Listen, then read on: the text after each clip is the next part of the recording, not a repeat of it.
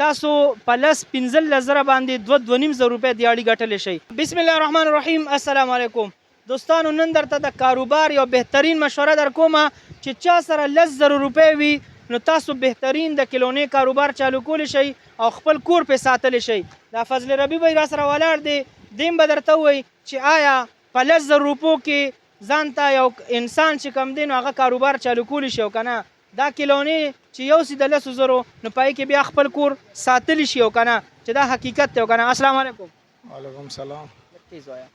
فضل ربي بی دا راته ووایي ډېر غریبانان خلک دي د الله رضا والا یو مشوره ورکوي که څوک هم داسې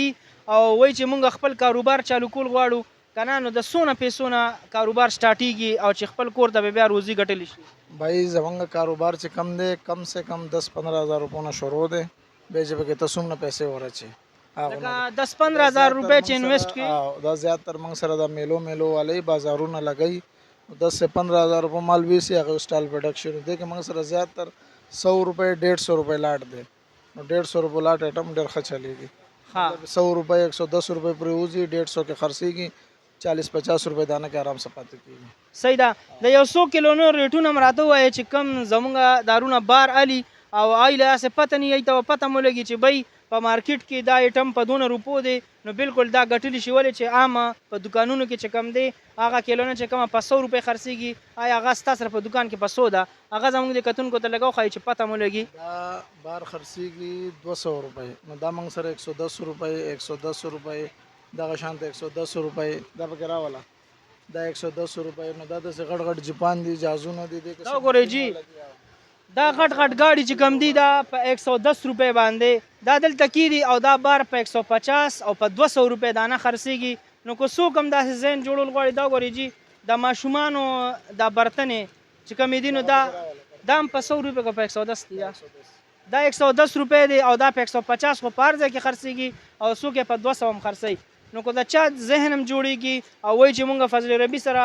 ربي بی سره رابطه کوو نو هم به تاسو له بره په ټایټل کې نمبر ښکاري په هغې باندې هم تاسو رابطه کولی شئ د کاروبار مشورې دپاره تاسو له دوی به ښه مشوره درکوي د الله رضا چې چاته څه فایده ورسي. او که څوک هم وایي چې مونږ فضل ربي بی نه سودا الو نو بالکل تاسو کراچۍ بولډن مارکیټ ته راتلی شئ او دلته کې کوم ځای دی؟ بولډن مارکیټ خلیل یاسین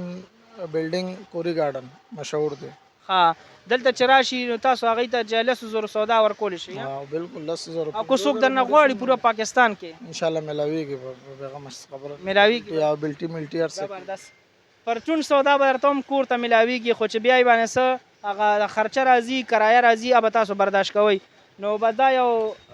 میسیج مې ذهن ته رالو چې راشه زمونږ به د پیج باندې داسې غریبانان خلک دي چې هغوی وایي چې مونږ کاروبار شروع کول غواړو خو چل راته نه راځي چې څه شي چالو کوو نو که تاسو د کلونو د کاروبار چالو کوئ یو ځای بل ځای کې کوم دا میلې لګي د فضل ربي بی سره باقاعده د میلو د دنیا کسان دي چې هغوی کلونې دلته نه د 10,000 په 15,000 روپو یوسي او الحمدلله هلته پېښه مزیداره 1,000-2,000 روپۍ دیاړي خو لګولی شي دومره 2,500 روپۍ آرام سره پاتې 2,500 روپۍ په یو ورځ کې دا ډېره ښه خبره ده